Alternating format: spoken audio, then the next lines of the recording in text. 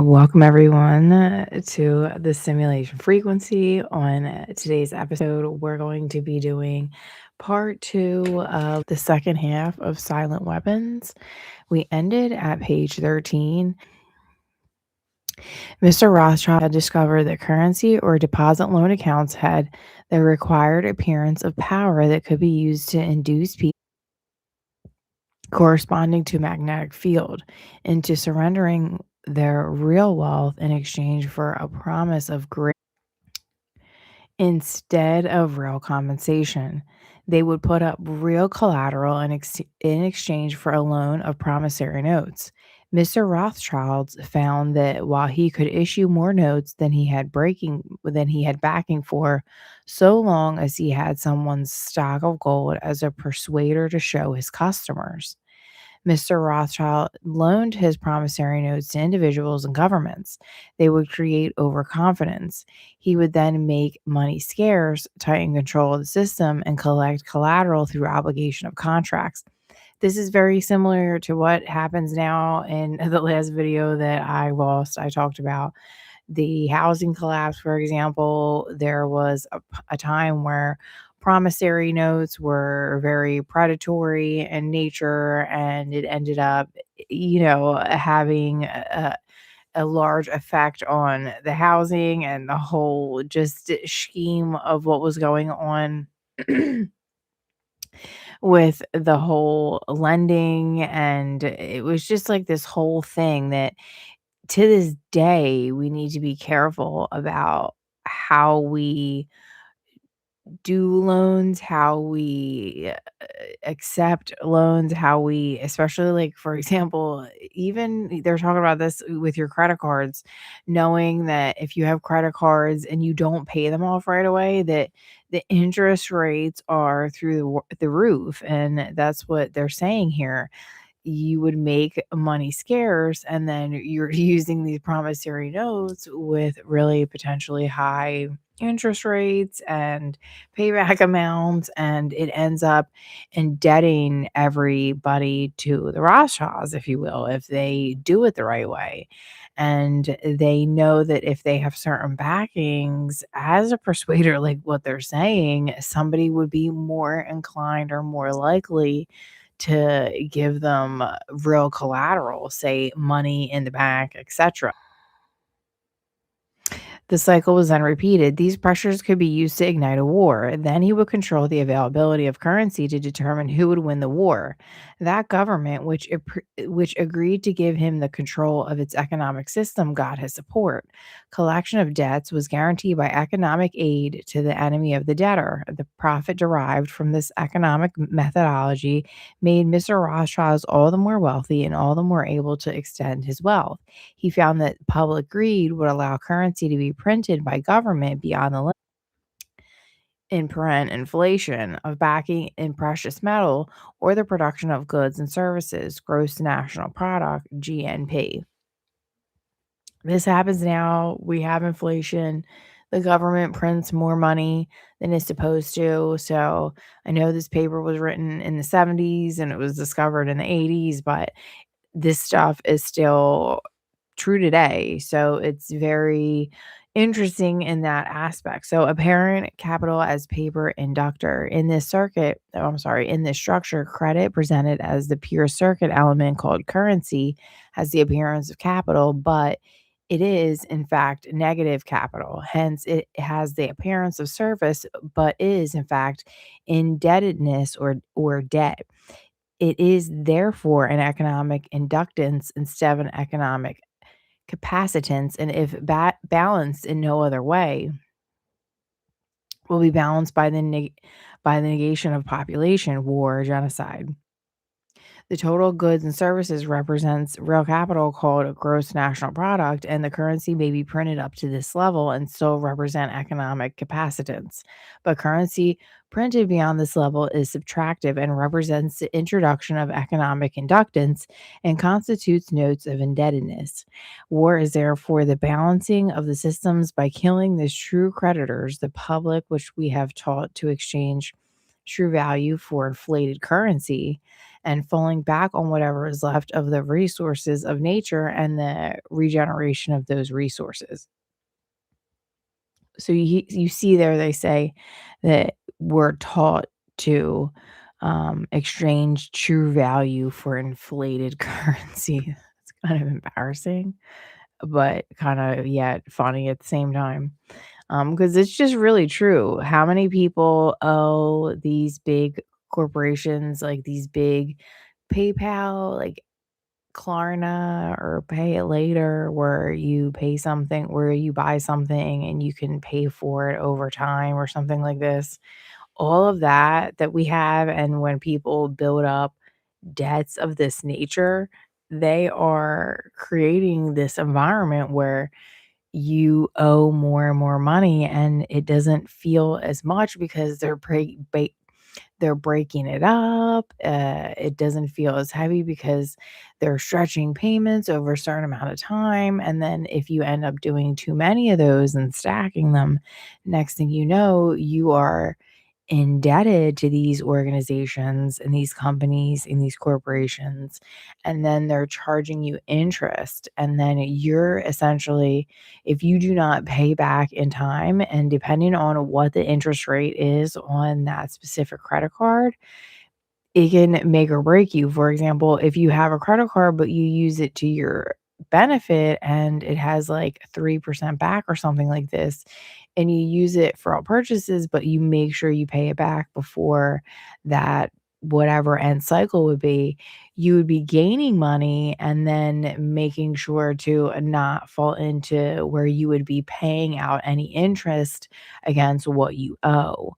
So that's just one way you don't want to fall trap to these predatory kind of modalities or mechanisms out there that entice you to buy now, pay later, buy now, pay over time, buy now, stretch the payments over whatever amount of months.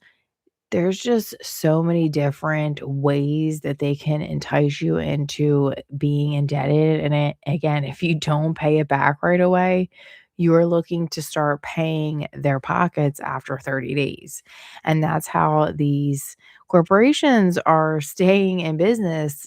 They're able to charge crazy amounts of money for everything, especially if you're not paying back in the allotted amount of time.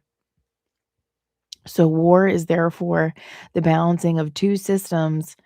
Oh no, did I get this? Yes, no, I already read that. Mr. Rothschild had discovered that currency gave him the power to rearrange the economic structure to his own advantage, to shift economic inductance to those great economic positions which would encourage the greatest economic instability and oscillation. The final key to economic control had to wait until there was sufficient data and high speed computing equipment to keep close watch on economic oscillations, creating price shocking and access paper energy credits, paper induction inflation.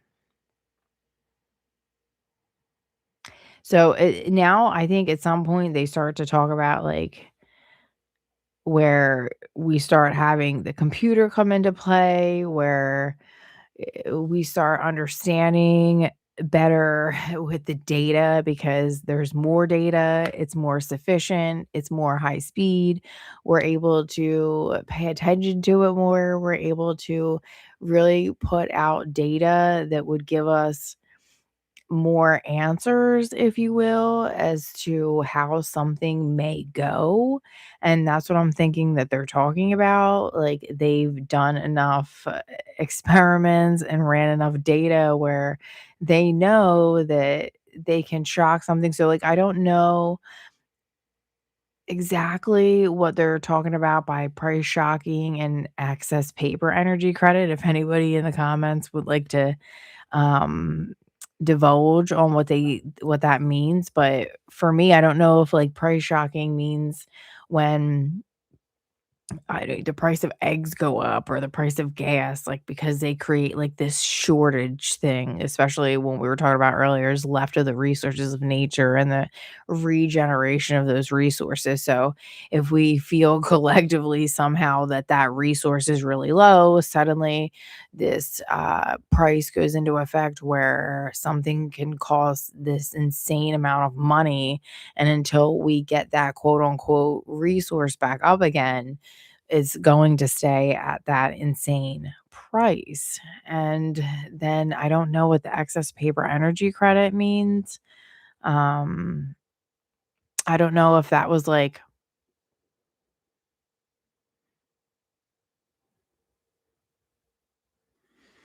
some sort of like program to allow people to have energy on a credit and then they have to pay back the credit because you need energy in your house. Like, I don't know if it's something like I'm just thinking. Okay, the breakthrough. The aviation field provided the greatest evolution in economic engineering by way of the mathematical theory of shock testing. In this process, a projectile is fired from an airframe to the ground and the impulse of the recoil is monitored by vibration transducers connected to the airframe and wired to chart recorders. By studying the echoes or reflections of the recoil impulse in the airframe, it is possible to discover critical vibrations in the structure of the airframe, which either vibrations of the engine, alien vibrations of the wings, or a combination of the two might reinforce, resulting in resonant self-destruction or of the airframe in the flight as an aircraft. From the standpoint of engineering, this means that strengths and weaknesses of the structure of the airframe in terms of vibrational energy can be discovered and manipulated. Like, I'm not like, I feel like that jumped around a little bit, but it sounds like they're trying to pull the mathematical part here where I was talking about before, where it starts to get into, like, heavy mathematics, and it just seems like they're doing a lot of comparison to different areas in, like, economics and science and engineering, and I get it, like, they're trying to connect all the dots, so I can appreciate that. To use this method of airframe shock testing in economic engineering, the prices of commodities are shocked and the public consumer reaction is monitored. Oh, okay. So I guess like they purposely do things and then monitor how the reaction is. The resulting echoes of the economic shock are interpreted theoretically by computers, and the psychoeconomic structure of the economy is thus discovered. It is by this process that partial differential and difference matricia are discovered. I don't know if I'm saying that word right. Discovered that define the family household and make possible its evaluation as an economic industry.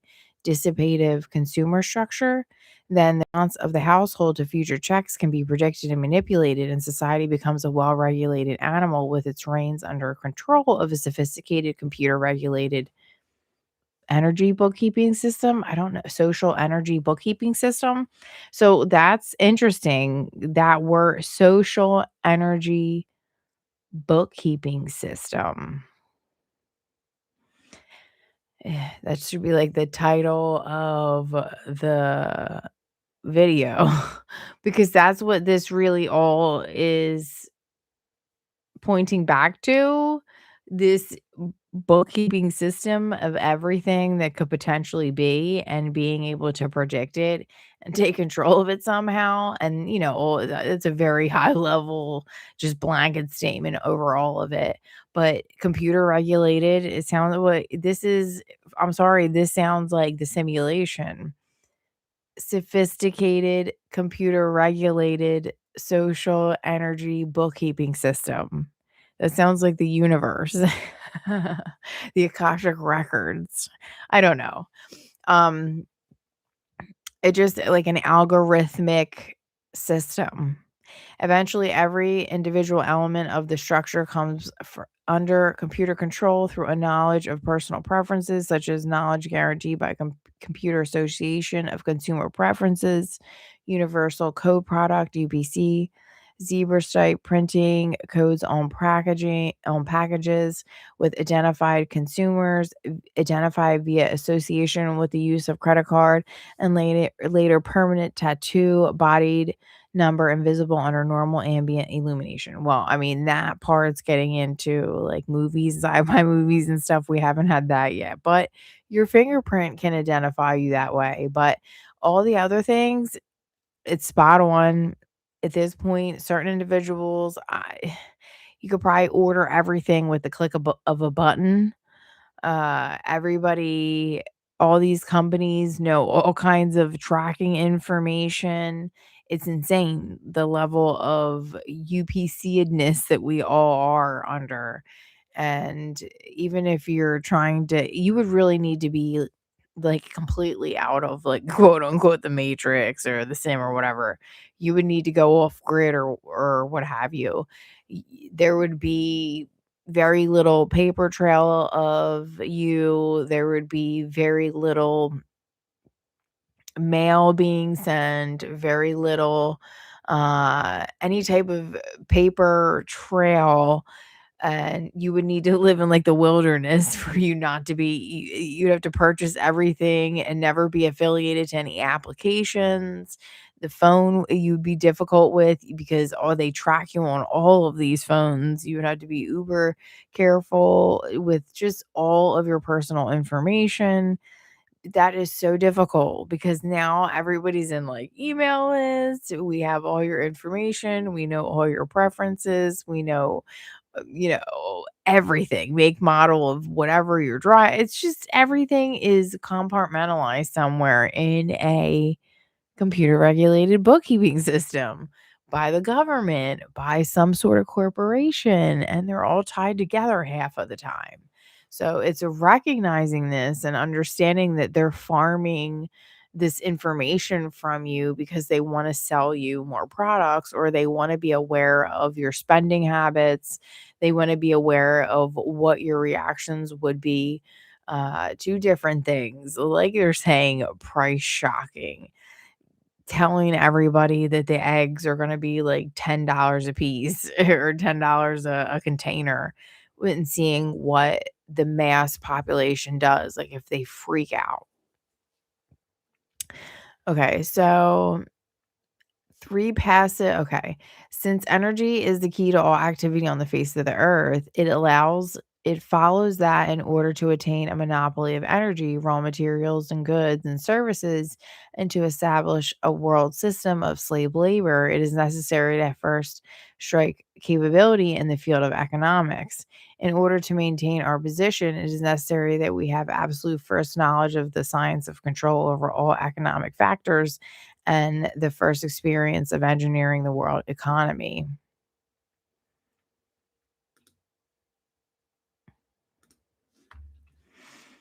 In order to achieve such sovereignty, we must at least achieve this one end, that the public will not make either the logical or mathematical connection between economics and the other energy sciences or learn or apply such knowledge.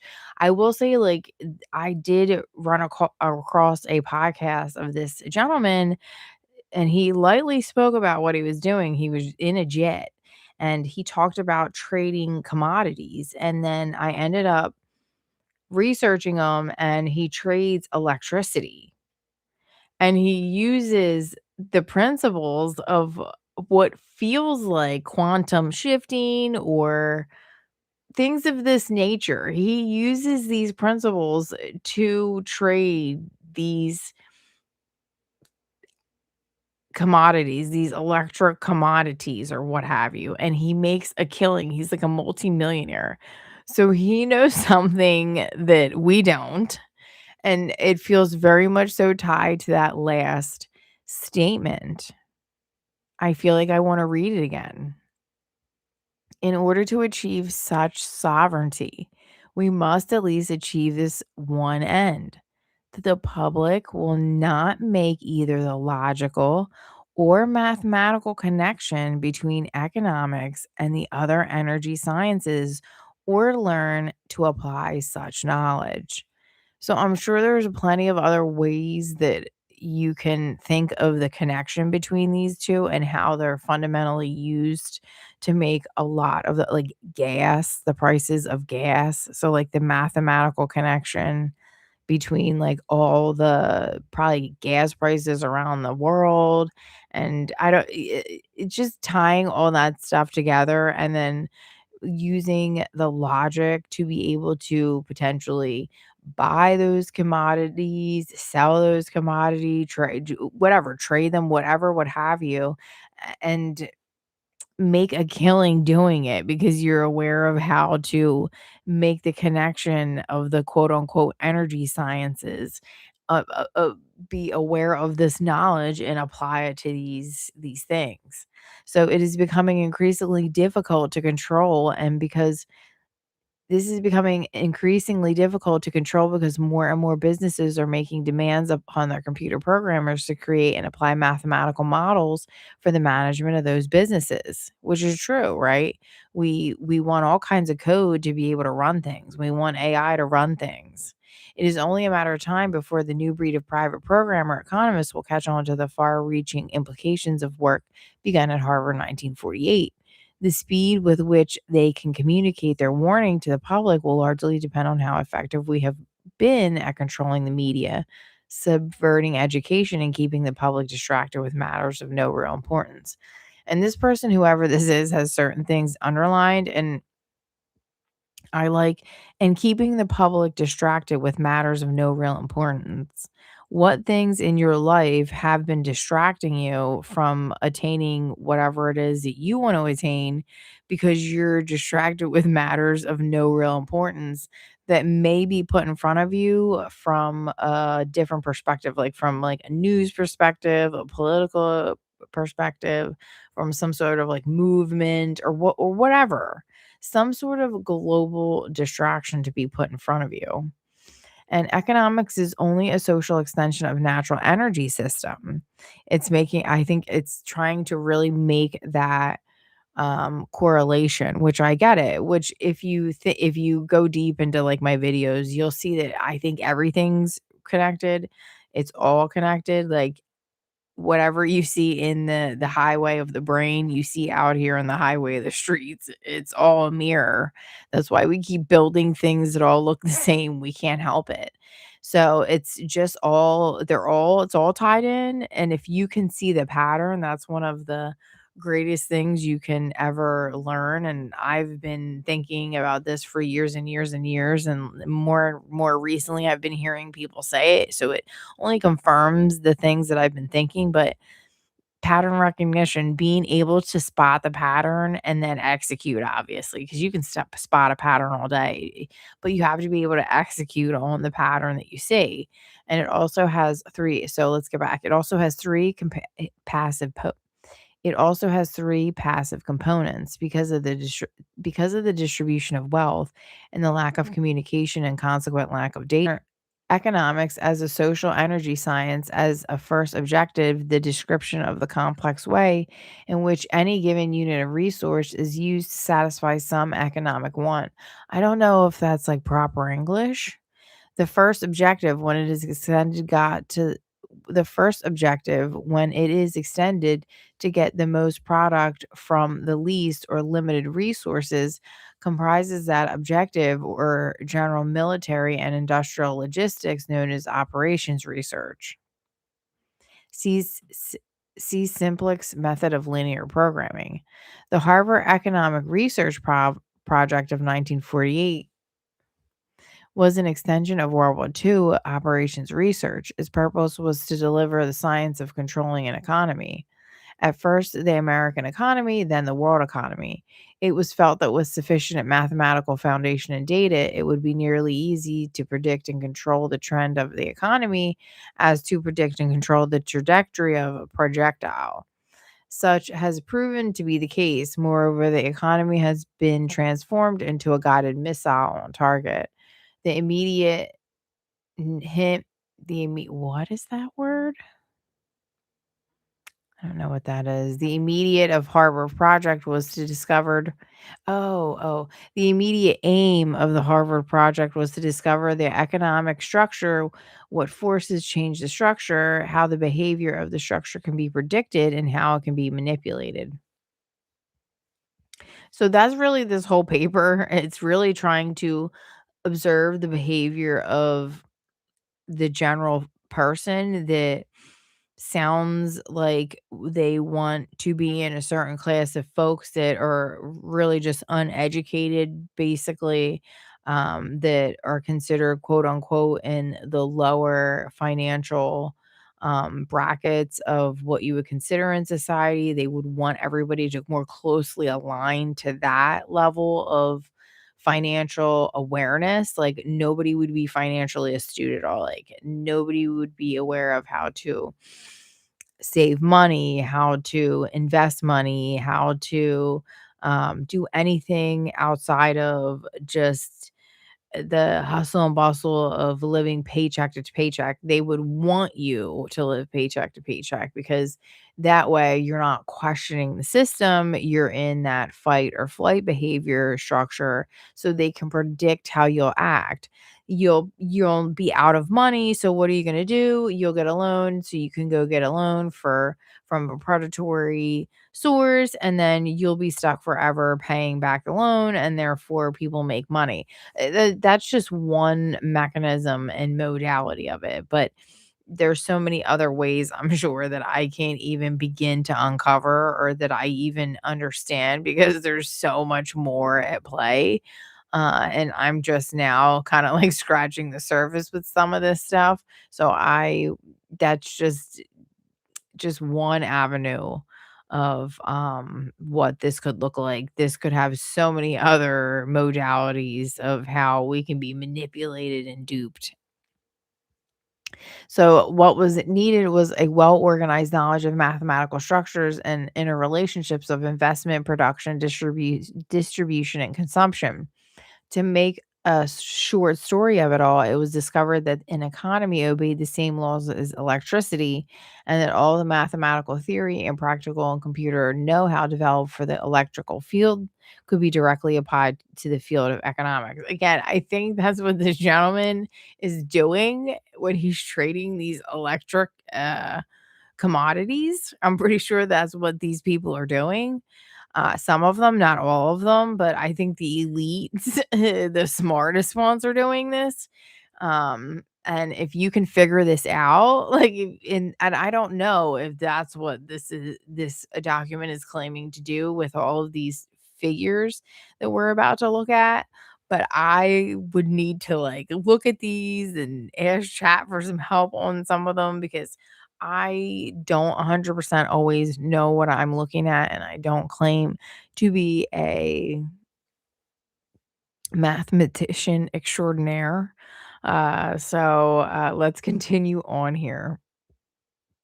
This discovery was not openly declared, and its more subtle implications were and are kept closely guarded secret. For example, in an economic model, human life is measured in dollars, and that electric spark generated when opening a switch connected to an conductor connected to an inductor is mathematically analogous to an initiation of a war. Wow. Okay. I get it. The greatest hurdle which theoretical economists face was the accurate description of the household as an industry. This is a challenge because consumer purchases are a matter of choice, which in turn is inflated by income, price, and other economic factors.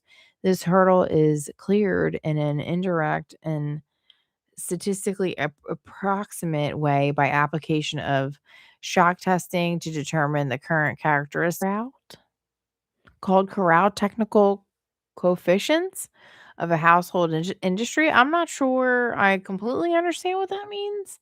Finally, because problems in theoretical economics can be translated very easily into problems into theoretical electronics, and the solution translated back again, it follows that only a book of language translation and concept definition needed to be written for economics. The remainder could be gotten from standard works on mathematics and electronics. This makes the publication of books on advanced economics unnecessary and greatly simplifies the project security. So it sounds like what they're saying is that like you don't have to be crazy with knowing either or, but if you kind of understand the basic math of it and understand the basic economics, you can figure this out. An ideal industry is defined as a device which receives value from other industries in several forms and converts it into one specific product for sales and distribution to other industries. It has several inputs and one output. What the public normally thinks is one industry is really industrial complex where several industries under one roof produce one or more products. A pure single output industry can be represented over simply by a circuit block as follows. I don't know what this is supposed to mean. It just looks like it's something where it's just a really simple dialogue talking about the inputs, which would be other industries contributing to your industry. Like, say you are a shop and you're like a you sell coffee, but you need the coffee beans. So you have inputs for the coffee beans, and then you have your coffee bean industry, and then you have your output of the bags of coffee beans, and then maybe you sell to other distributors or, coffee companies. I don't know. Something like this. I don't know. The flow of product from industry 1 supply to industry 2 demand is denoted. The total flow of industry K is denoted by I. A three industry network can be diagrammed as follows. Now this diagram looks like some sort of electric circuitry. I feel like I would need to take this image and put it into chat and see what it would say about it because I just don't know how to really this looks like electricity, like how electricity flows kind of, or also reminds me of some sort of like stop go map type thing in like I don't know. A node is a symbol of collective and distribution of flow. Node 3 receives from industry and distributes to industry through 1 and 3. If industry 3 manufactures chairs and a flow from industry 3 back to industry 3, simply indicates that industry 3 is using part of its own output product, for example, as office furniture. Therefore, the flow could be summarized by the equations.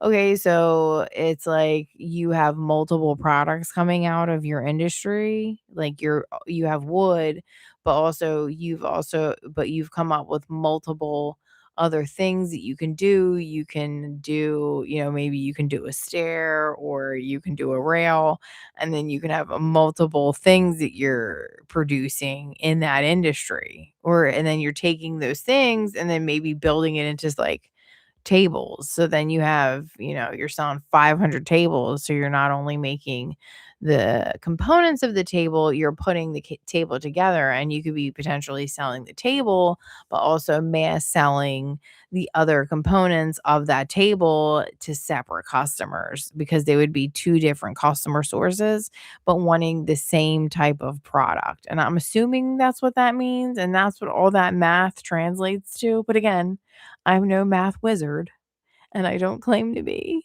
So if anybody in the comments would like to enlighten me, again, I don't claim to be.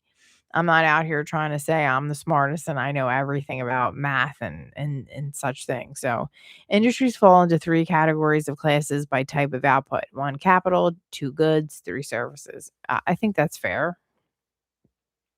Class 1 industries that exist at 3 levels: nature, source of energy and raw materials; government, printing and currency equal to gross national product, and extension of currency in excess of gross national product; banking, loaning of money for interest and extensions; counterfeiting or economic value through deposit loan accounts. Class 2 industries exist as producer of tangible consumer dissipated products. This sort of activity is usually recognized and labeled by the public as industry. Class 3 industries are those who have service rather than a tangible product as their output. These industries are called households, and two governments. Their output is human activity of a mechanical sort, and their basis is population. I feel like that's just like coldly breaking down the system and what it looks like, when you have factory workers, that's what their output is human activity of a mechanical sort. Like I can, I just, in my head, I see a factory. Oh no, their output is human activity. That would be like sales.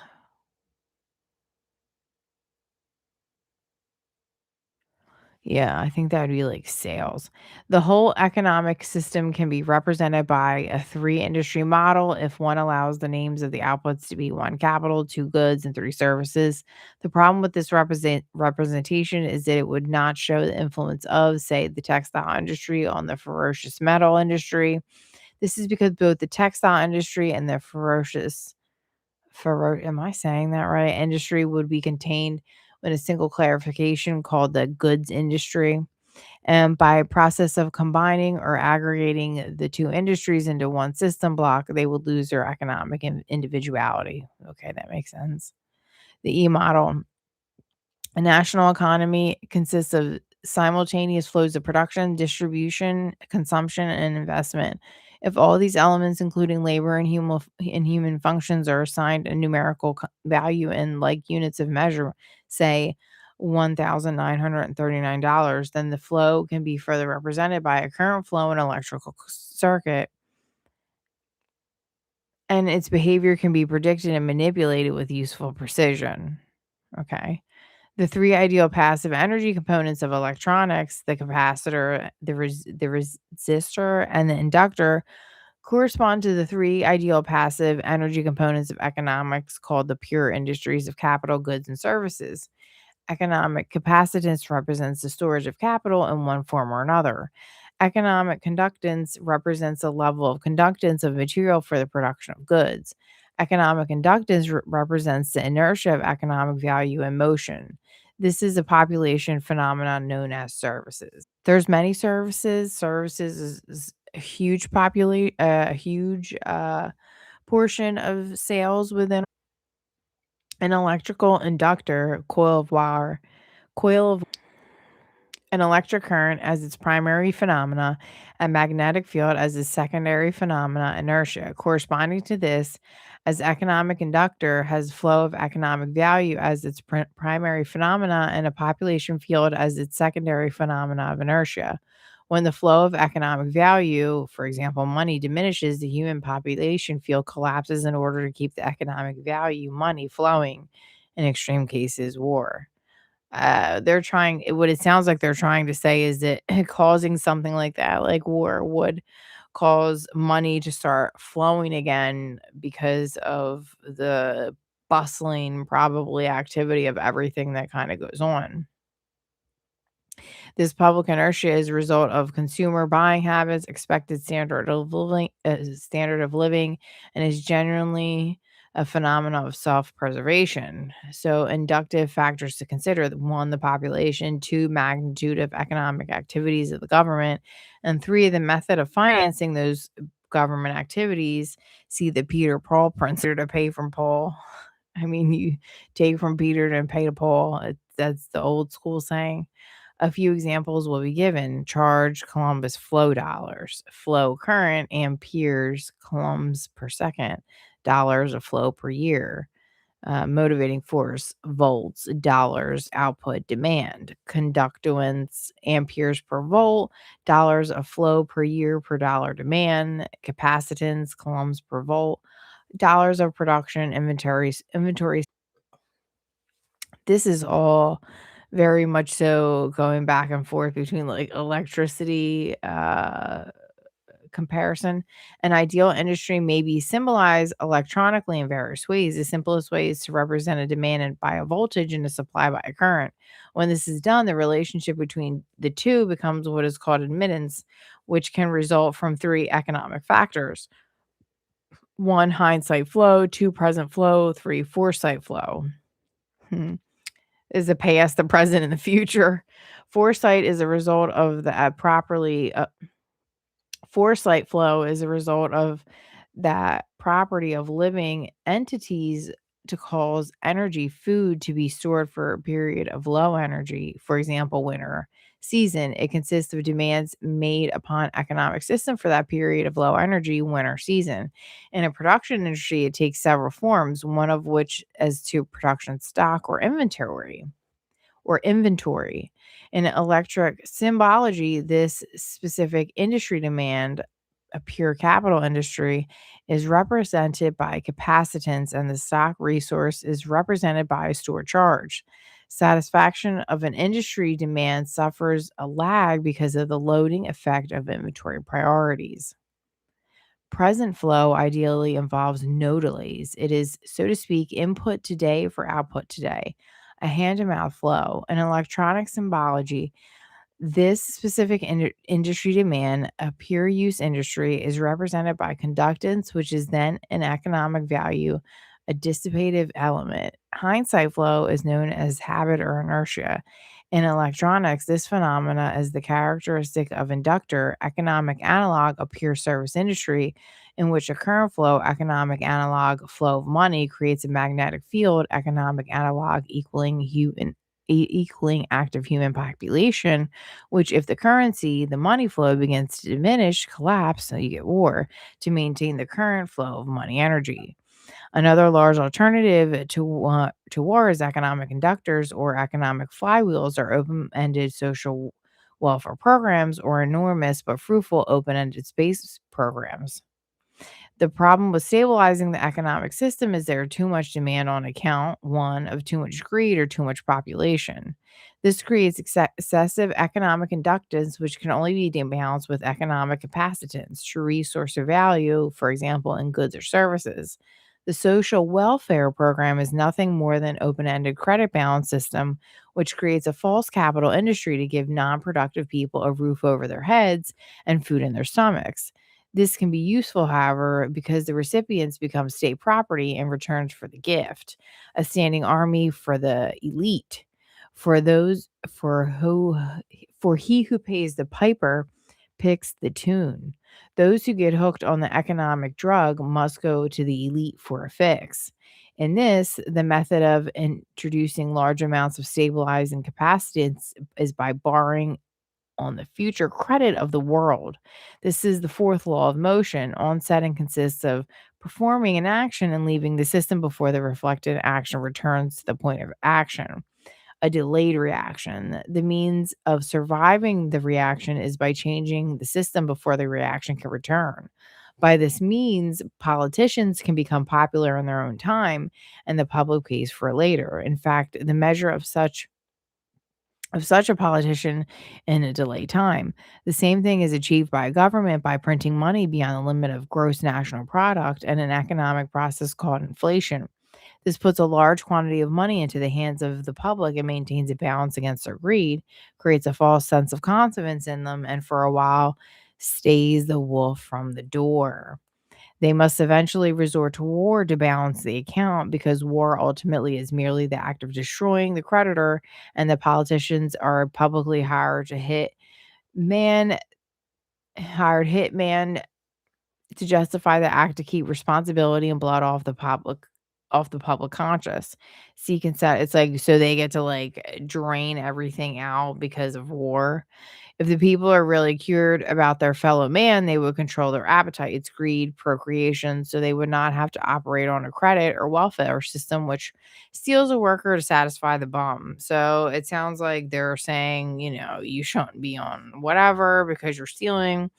Since most of the general public will not exercise restraint, there are only two alternatives to reduce economic inductance of the system. Let the populace bludgeon each other to death in war, which will only result in total destruction of the living earth. Take control of the world by use of economic silent weapons in form of the quiet warfare and reduce the economic inductions of the world to the safe level by process of benevolent slavery and genocide. The latter option has been taken as the obvious better option. At this point, it should be crystal clear to the reader why absolute secrecy about the silent weapons is necessary. The general public refuses to improve its own mentality and its faith in its fellow man. It has become a herd of proliferating barbarians and, so to speak, a blight upon the face of the earth. They do not care about economic science to learn why they have not been able to avoid war despite religious morality, and their religious or self-gratifying refusal to deal with earthly problems renders the solution of the earthly problem unreachable by them. It is left to those few who are truly willing to think survive as the fittest to survive to solve the problem for themselves as the few who really care. Otherwise, exposure of the silent weapon would destroy our only hope for preserving the seed of future true humanity. I can't. That's basically, like, I feel like they're just calling a population of the earth, like, morons in another word. Like, that's just to, be, blunt with it. Like, they're calling, certain individuals a herd of barbarians. So, like, if you're gonna say that, you're just like, people are just nuts, and you have to separate out the ones from being nuts from the ones that are actually being able to consciously rise above it and think about these levels of economics and mathematics to be able to, what would be in my eyes, reality shift into the the infinite version of you that figured it out, and you're like, a multi-millionaire, like that guy driving on the jet. So the industry equivalent circuits, the industry Q can be given a block symbol as follows.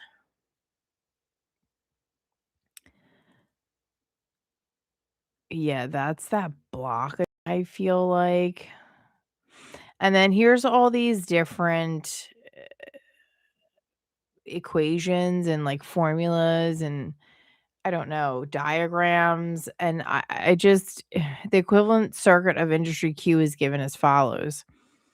And the arrows denote the direction of flow of capital, goods, and services. So it looks like it would just be diagrams of all the different inputs of the tree and how you could probably stretch that across of all the different, capitals and goods and services and how it all works out mathematically. I don't know if anybody again wants to explain it in the comments, please feel free. So all characteristics, all inputs are at 0 volts.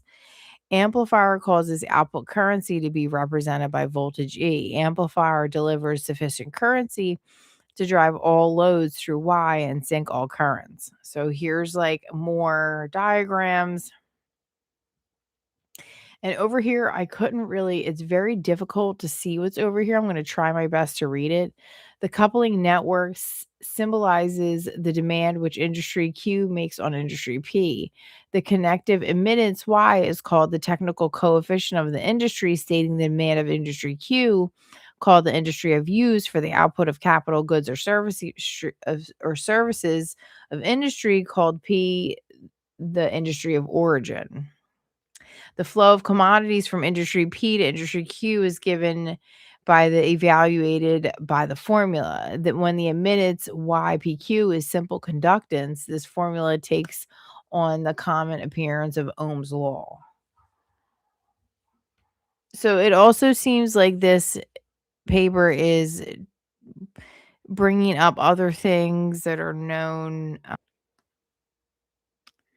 The interconnection of three industry systems can be diagrammed as follows. The block of the industry diagram can be opened up, revealing the technical coefficients in a much simpler format. The equations of flow are given as follows. Listen, I don't know what that is. There's more of these diagrams, and I'm not going to pretend to even know what they're saying. All of this may now be summarized, okay? Let IJ represent the output of industry and the amount of output. So I think this is all the different diagrams we've been looking at all together on one page. So it says the amount of the same product made available for outside use, substituting the technical coefficients. Let IK at the output of industry K be that represented by demand voltage EK at its simpler at its amplifier input. Oh, I can't. This is crazy, these few pages.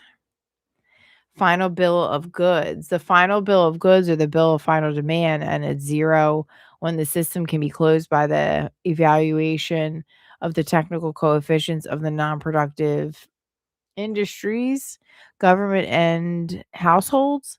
Households may be regarded as a productive industry with labor as its output product. Which, okay, that makes sense. The technical coefficients, the quantities Y are called into the technical coefficient of the industrial system. Their admittance and can be of any combination.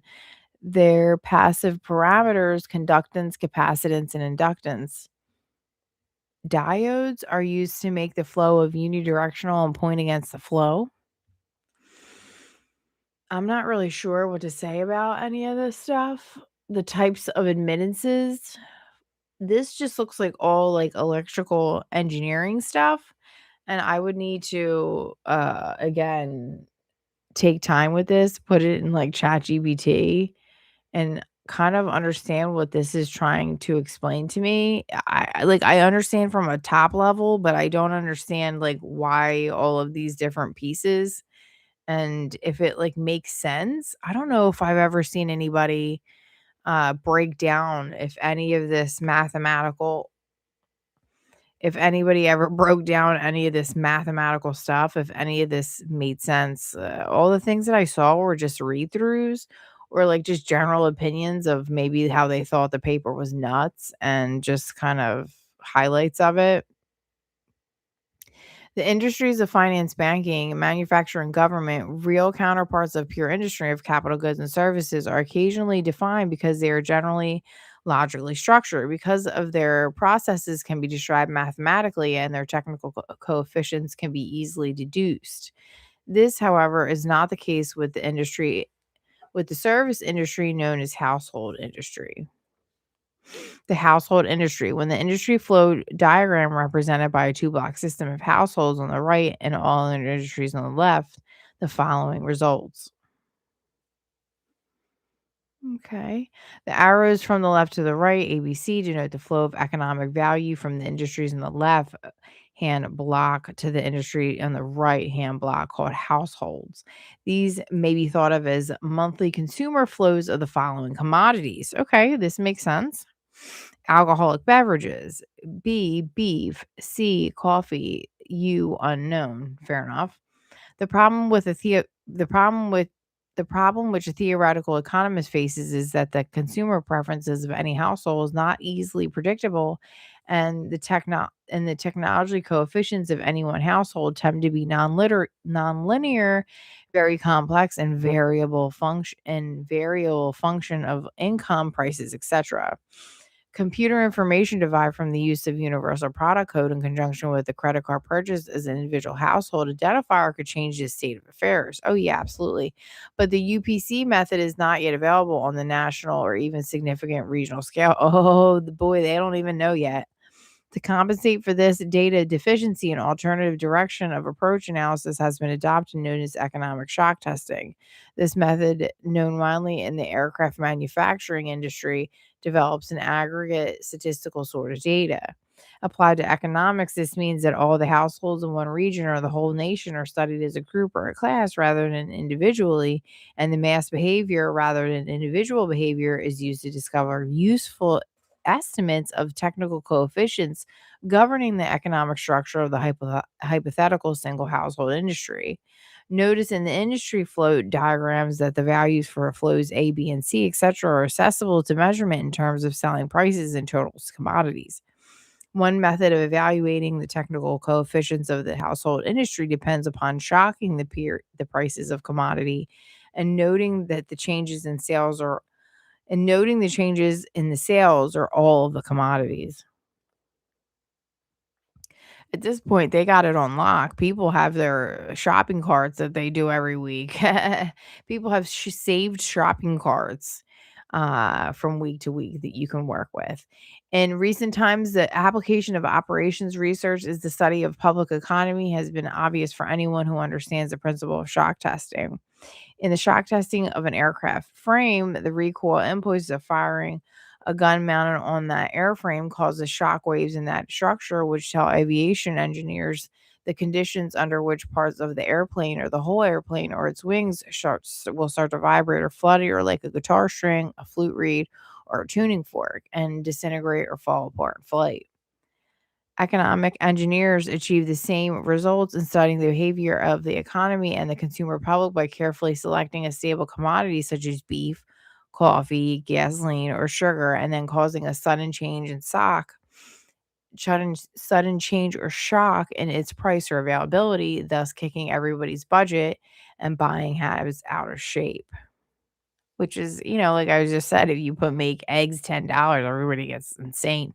Then they observe the shock waves, which result by monitoring changes in advertising, prices, and sales of that and other commodities. The objective of such studies is to acquire the know how to set the public economy into a predictable state of motion or change, even when a controlled, self destructive state of motion, which will convince the public that certain expert people should take control of the money system and re- reestablish security rather than liberty and justice for all.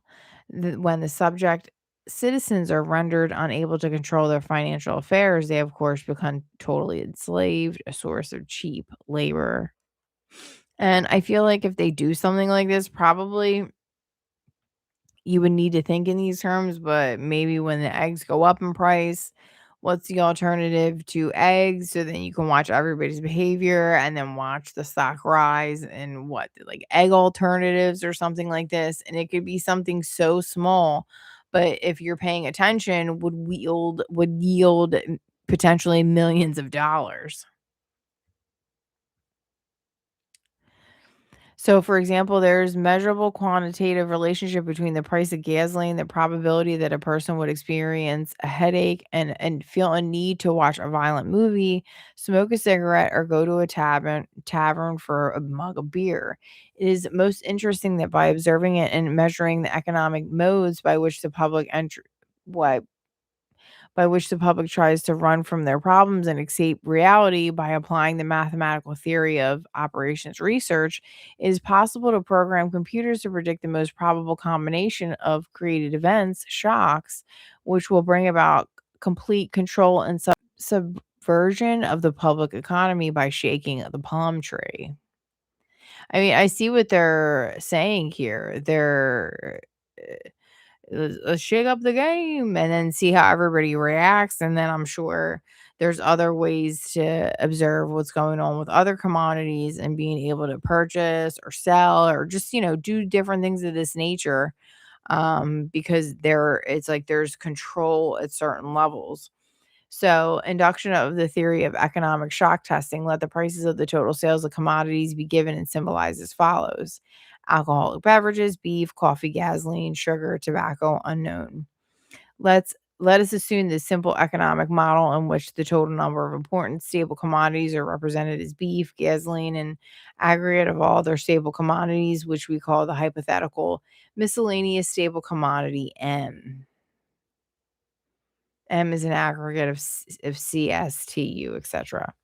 Example of shock testing. Assume that the total sales P of petroleum products can be described by the linear function of the quantities G, B, and M, which are functions of the price of the respective commodities.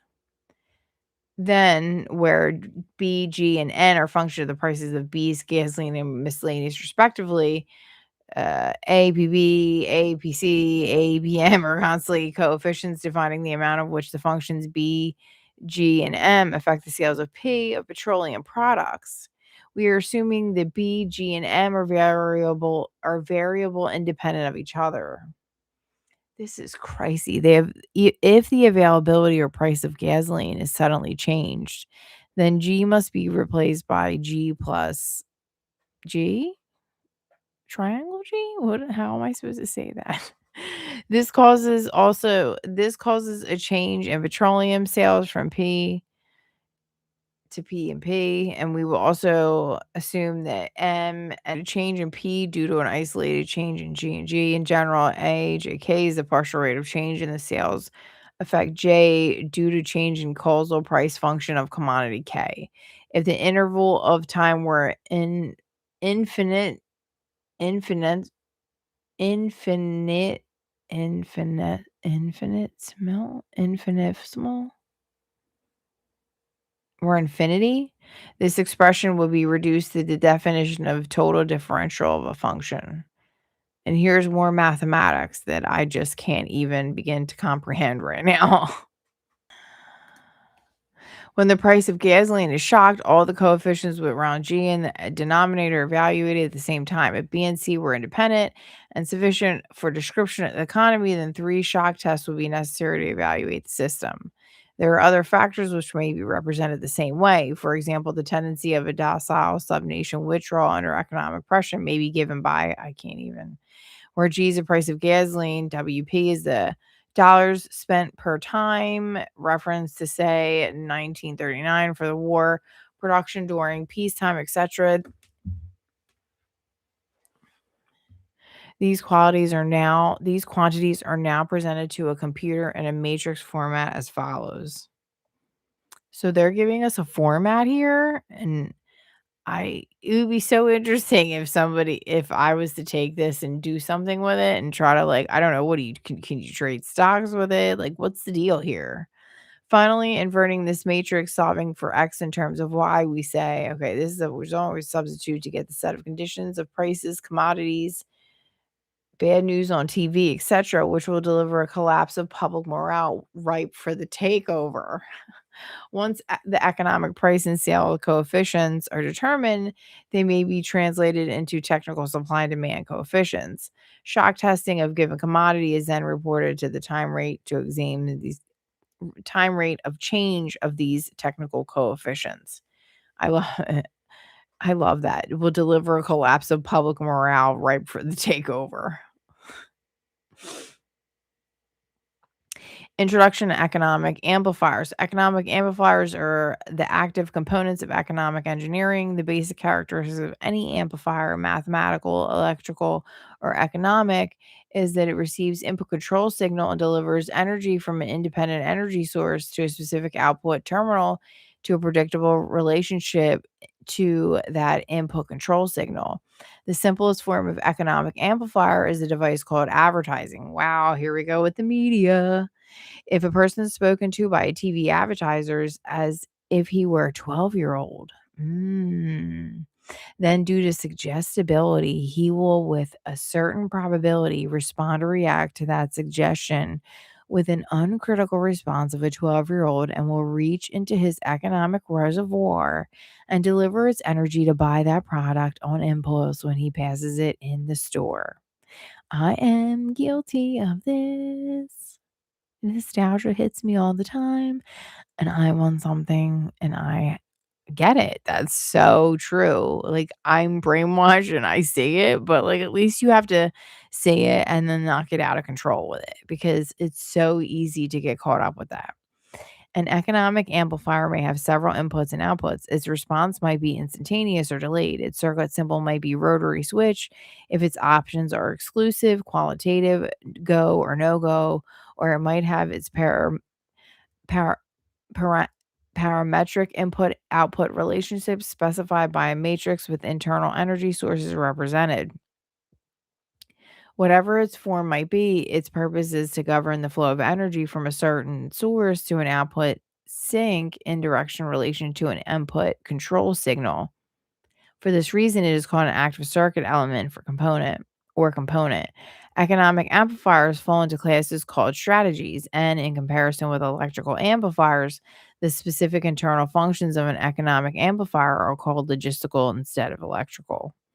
Therefore, economic amplifiers not only deliver power gain, but also in effect are used to cause changes in economic circuitry. In the design of economic amplifier, we must have some idea of at least five functions, which are one, the available output signals, and two, the desired output control objectives. Three, strategic objective. Four, the available economic power. So the unavoidable, the available. the available economic power sources, and the logistical options. The process of defining and evaluating these factors, incorporating the economic amplifier into an economic system, has been popularly called game theory. Interesting. The design of the design of an economic amplifier begins with a specification of the power level of the output, which can range from personal to national. The second condition of accuracy of response is accurately the output action of a function of the input commands. High gain combined with strong feedback helps deliver the required precision. Most of the error will be in input data signal. Personal input data tends to be specific, while national input tends to be statistical. Yeah, like because you're able to produce more data over a larger amount of people, where the more people you have for the data, the better results you're going to produce. You're going to see more of the picture. You're gonna be able to make those pie charts and say, this much of the population, the more people you have involved, you can see how much more of something the population will be attracted to. So if, for example, you do a certain gasoline shortage, you can see how a certain amount of people react and will do something. And then, when you do this shortage, these folks are going to do that. So would you immediately go put stocks or buy stocks in this other thing? So I'm just making this up. I'm not saying this is exactly how it would go, but we create like a gasoline shortage, and we know from past experience that when we do that, people go and they blow up electric cars or something. To go and purchase beforehand when it's low all of the electric car stocks or something, and you're going to make gasoline shock pricing or scarce for a while. You can go and make a killing on that, or if like you understand the flow of that and you can see that ahead of it, and you can actually pull the trigger and do something about it. That's what I'm thinking. So, short list of inputs, questions to be answered. What, when, where, how, why, who. That's normal. General sources of information: telephone, taps, surveillance, analysis of garbage, behavior of children in school. So, that's like your stereotypical ways that you see people compiling information or data. The government does it straight out with surveys that they force you to do, but you would hear about things like phone taps where they can hear in conversations, or like even your phone can hear you and then suggest stuff to you. Big Brother, what, like surveillance, analysis of garbage. So if you're constantly having, chocolate bars in your garbage, you would assume, it is fair to assume this person is going to be consuming a large amount of chocolate. The standard of living, what the person is eating, what they're wearing, what their house looks like, what their transportation looks like, and the social contacts, the telephone, itemized records of calls, your family, your marriage certificates, birth certificates, etc., who you're friends with, the memberships, your political association. So it's basically compartmentalizing the person into little components. So here you can see what the personal uh buying habits would be, I guess. Like, are you using your checking account all the time? Are you doing credit card purchases? What kind of assets do you have and liabilities? I'm assuming they want to know, of course, if you're on any type of welfare, because they want to see that, because they want to assume that the lower somebody is in a certain economic standpoint or some sort of schooling standpoint, the less likely that person may be to question some of these things or even realize that this is happening from such a level, and that we're compiling such information at such a large subset that it can actually graph out how the public is going to move. Therefore, those that understand it could create the moves financially for themselves in front of the predictions because they know that's how the society or that's how the public is going to move next. And this keeps just going into it. It looks like it's just like a whole bunch of different habit patterns and what they're calling programming. So you're seeing strengths and weaknesses, like your activities, see legal, fear, anger, crime records. So they want to see how fearful you are in your hospital records. They want to know about your psychiatric. Again, fear keeps coming up. Fear, fear, fear, fear, fear.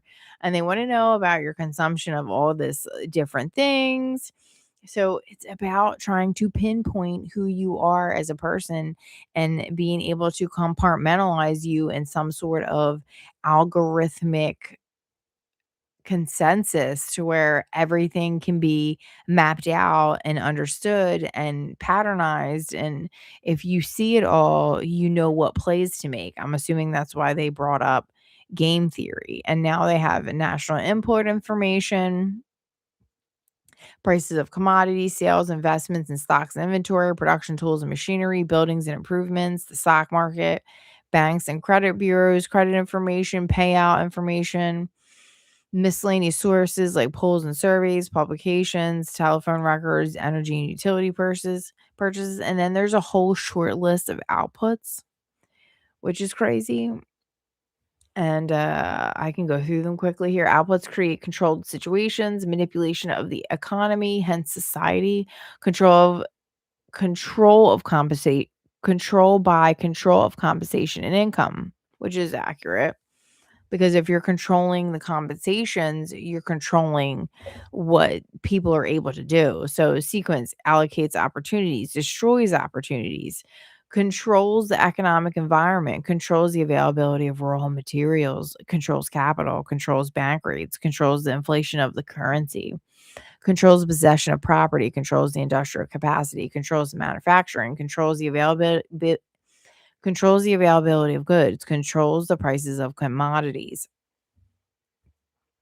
controls services and the labor force, controls payments to government officials, controls the legal functions, controls the personal data files of the party slandered, controls advertising, controls media content, controls material available for TV viewing, disengages attention from real issues, engages emotions, creates disorder, chaos, and insanity. That sounds awfully familiar, doesn't it? Controls design and more probing tax forms, controls surveillance, controls the storage of information, develops psychological analysis of profiles of of individuals. We know that. Controls legal functions, controls psychological factors, controls health options. That's very apparent. Preys on weaknesses, cripples strengths, and leaches wealth and substance. That's all day. So that's nothing new. What they're saying there isn't like new or novel, but it's just kind of confirming everything. And here's the table of strategies. Gotta love the do or don't tables. This is why, like, it's interesting that I don't know. Do keep the public ignorant. Do access to control price points. Do create preoccupation. Do attack the family unit. Do give them less cash and more credit and doles. Do attack the privacy of the church. Social comport do social conformity. Do minimize the tax protest. Do stabilize the consent of coefficients. Do tight control of variables. Do establish boundary conditions, proper timing, minimal resistance to control. Do maximize control. Do collapse currency. To get less public organization, required reaction to outputs, lower defenses, control of education of the young. That's another one. How we're educating the young. Are we educating them to be sovereign or are we educating them to be workers that shut up and go to their 9 to 5 and not complain? More indulgence and self and more data destroy faith in his sort of government, computer programming simplicity, maximum economic data,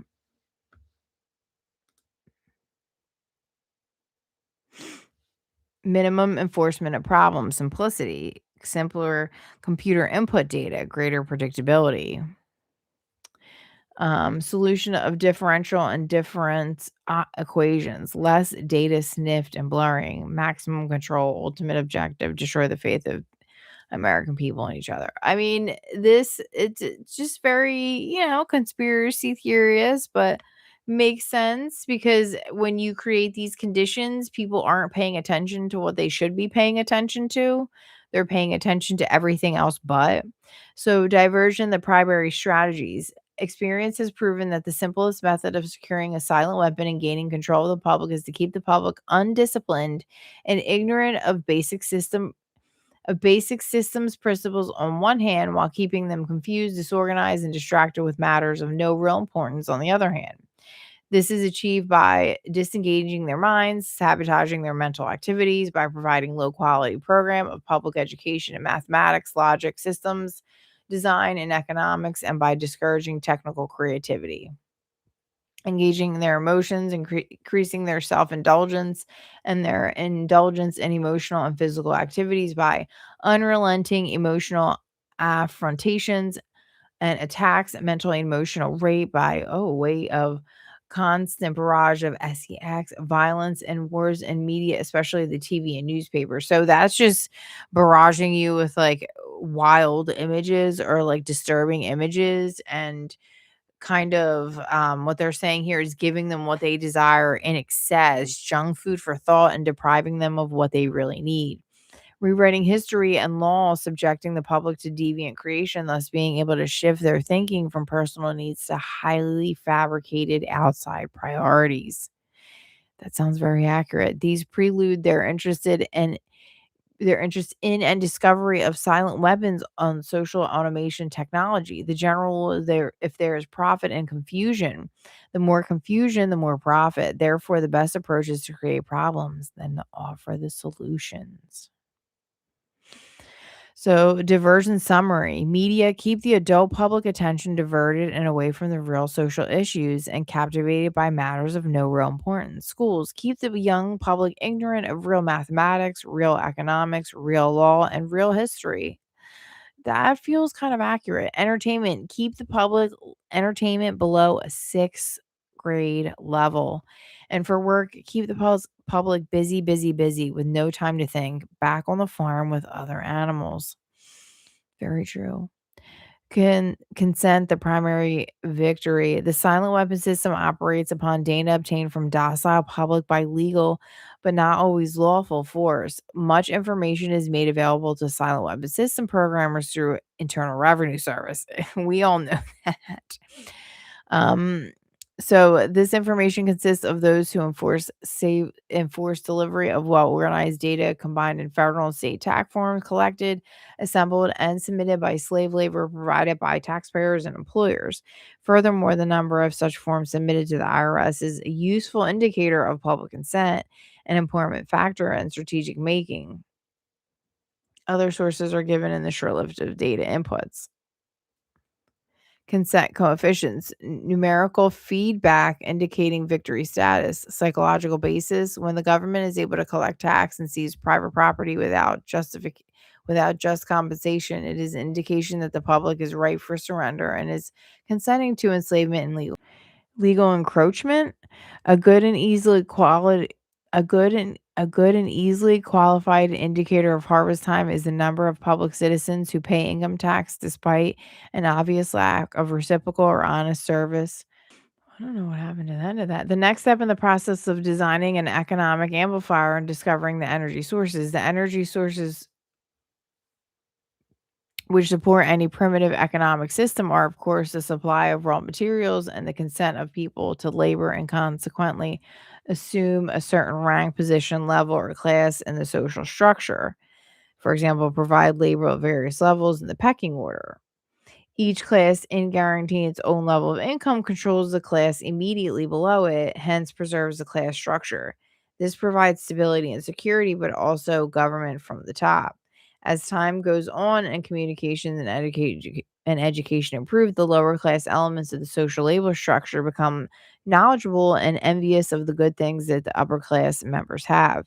They also begin to attain knowledge of energy systems and the ability to enforce the rise through class structure threatens the sovereignty of the elite. If the rise in If this rise of the lower class can be postponed long enough, the elites can achieve energy dominance, and the labor by consent no longer will hold a position of essential economic energy source.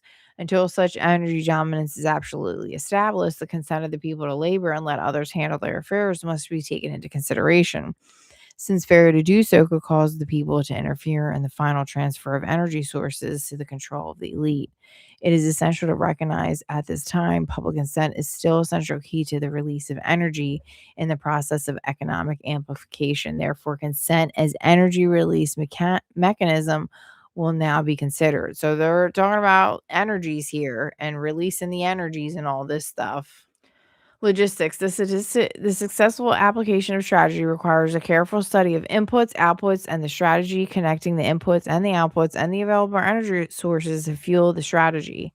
This study is called logistics. A logistical program is studied at the elementary level first, and then the levels of greater complexity are studied as synthesis of elementary factors.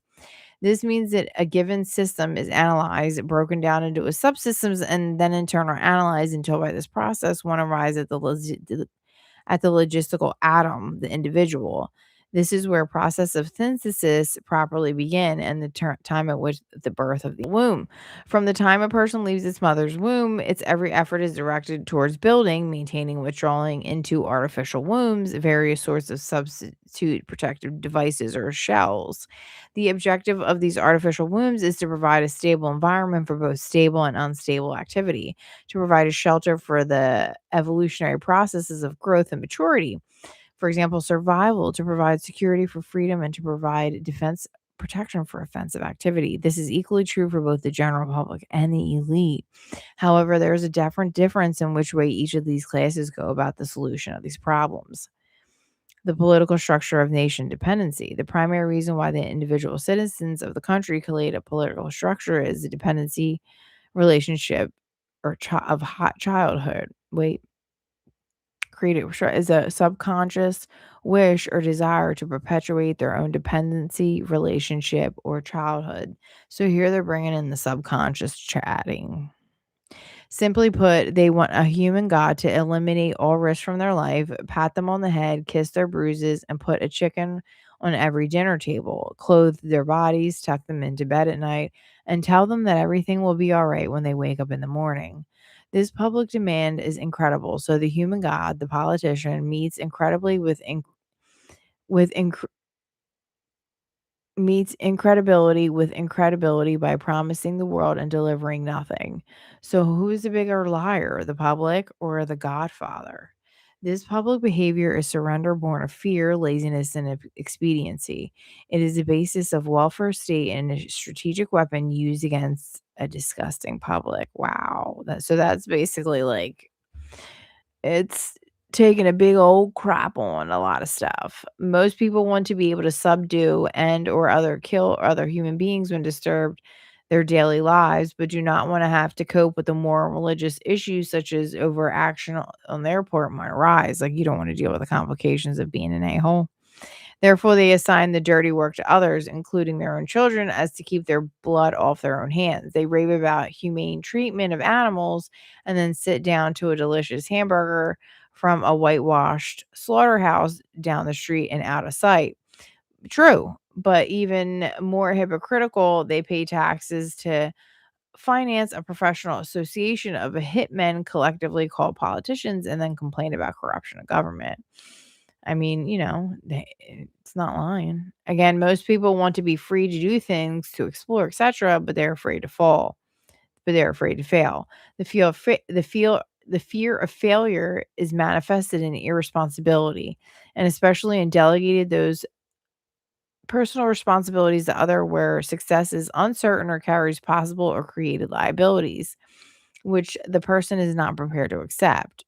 They want authority, root word author, but they will not accept responsibility or liability.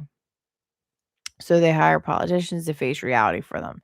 Summary: these people will hire politicians so that people can obtain security without managing it, obtain action without thinking about it, inflict theft, injury, and death upon others without having to contemplate their life or death.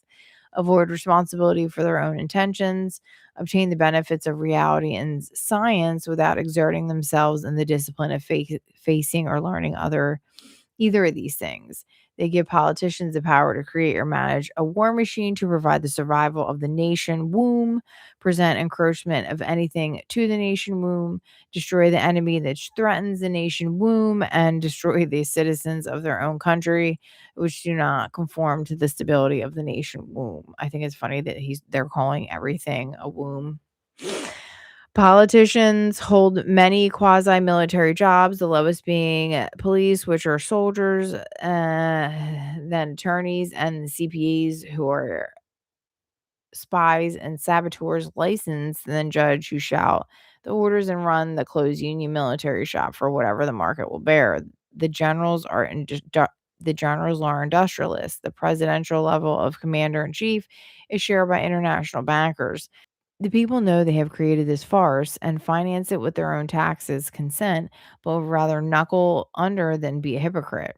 Thus a nation becomes divided into two very distinct parts: a docile subnation and a political subnation. The political subnation remains attached to the docile subnation, tolerates it, and leeches its substance until it grows strong enough to detach itself and devour its parent. Okay, it's getting crazy in here, this talk.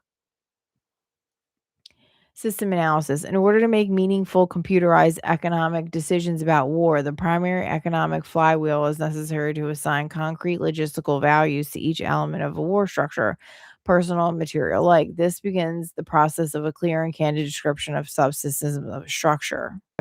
As a military service, few efforts of human behavior modification are more remarkable than the effective more effective than that of the socio-military institution known as the draft. A primary focus of the draft or other institution is to instill by intimidation in the young males of society an uncritical conviction that the government is omnipotent. He is soon taught that a prayer is slow to reverse what a bullet can do in an instant. Thus, a man trained in religious environment for 18 years of his life can, by this instrument of the government, be broken down, be purged of his fantasies and delusions in a matter of mere mouths. Once the conviction is instilled, all other becomes easy to instill. And that's like convincing kids to kind of like fight for the nation. Even more interesting is the process by which a young man's parents, who purportedly love him, can be induced to send him off to war to his death. Although the scope of his work will not allow this matter to be expanded in full detail, nevertheless, a course overview will be possible to reveal those factors, which must be included in some numerical form in a computer analysis of social and war systems.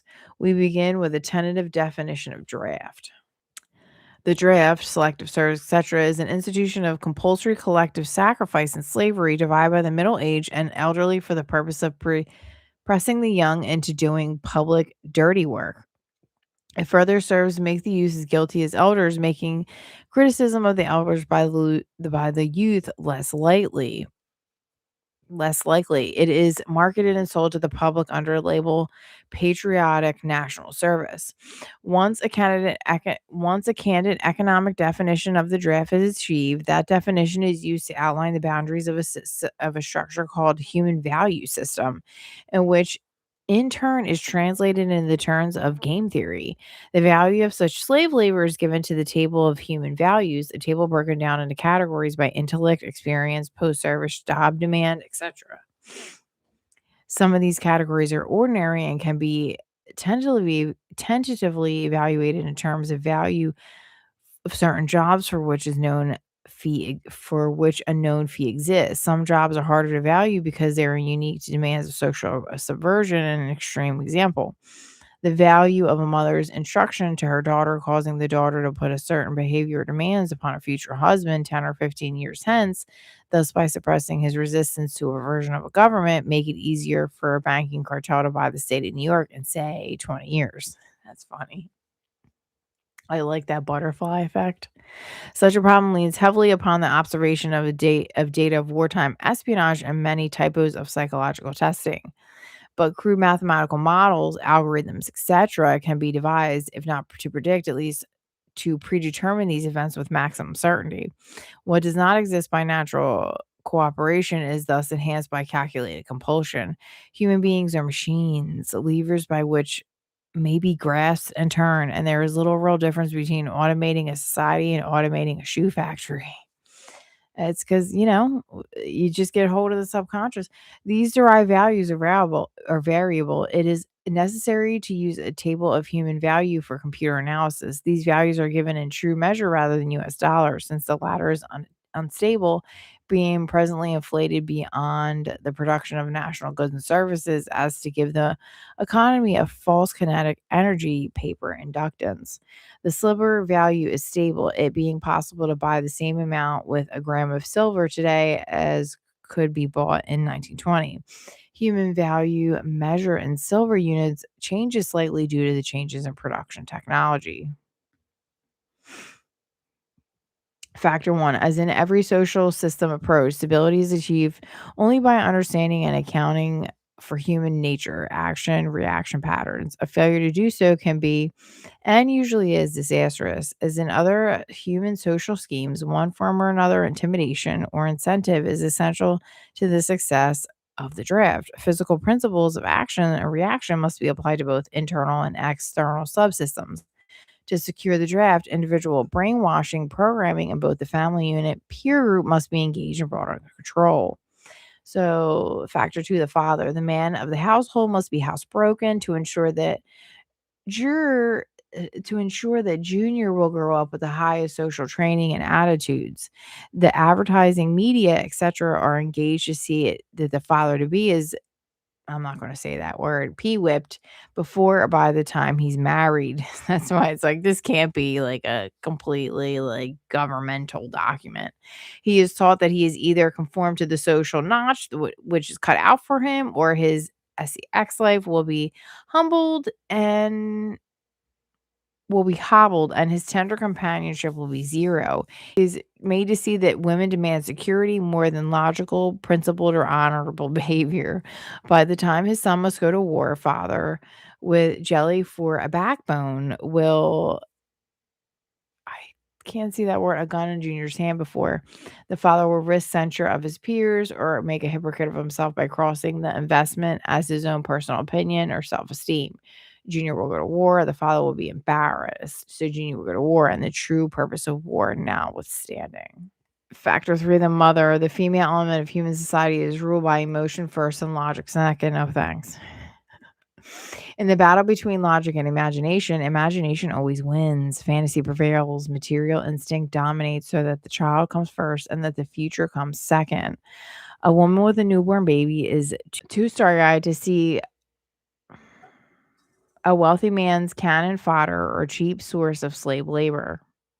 A woman must, however, be conditioned to accept the transition to reality when it comes or sooner. Transition becomes more difficult to manage, and the family unit must be carefully disintegrated. And the state-controlled public education, state-operated childcare centers must become more common and legally enforced as to begin the detachment of the child from the mother and the father at an earlier age. So it causes that detachment. Inoculation of behavioral drugs can speed the transition of the child, which is that's crazy. They're saying like shots. Caution, a woman's impulsive anger can override her fear. An irate woman's power must never be underestimated, and her power over a pea-whipped husband must likewise never be underestimated. It got women the vote in 1920. That's freaking hilarious. Factor was that factor four, the drawer? The emotional pressure for self-preservation during a time of war and self-serving attitude of the common herd that have an option to avoid the battlefield. If Junior can be persuaded to go, it is all the pressure finally necessary to to propel Johnny off to war. Their quiet blackmailings of him are no threats, no sacrifice, no friends, no glory, no girlfriends. Oh gosh. Factor five, the sister. And what about Junior's sister? She is given all the good things in life by her father and taught to expect the same from her future husband, regardless of price. So clearly, this person probably like grew up in a family like that. That's what this is giving. Ca- fa- Factor 6 cattle, those who will not use their brains are no better off than those who have no brains and no better. And so mindless, the school of jellyfish, father, mother, son, daughter become useful beasts of burden or trainers of the same. That's interesting. And then I guess here's like more diagrams about taxation. I might deep dive on some of these diagrams. I'll do another one. So I hope everybody enjoyed this live read about this. S- Basically, hopefully, just opened your eyes up to potentialities that could be happening with different events going on, with different things you see in the media, just so many different things that are out here in our reality. So I again hope you enjoyed. If you did, make sure to subscribe, leave comments below about all the crazy things you heard. And until the next time, guys, I know you are all going to continue to manifest magic and you're going to be on your most aligned frequency.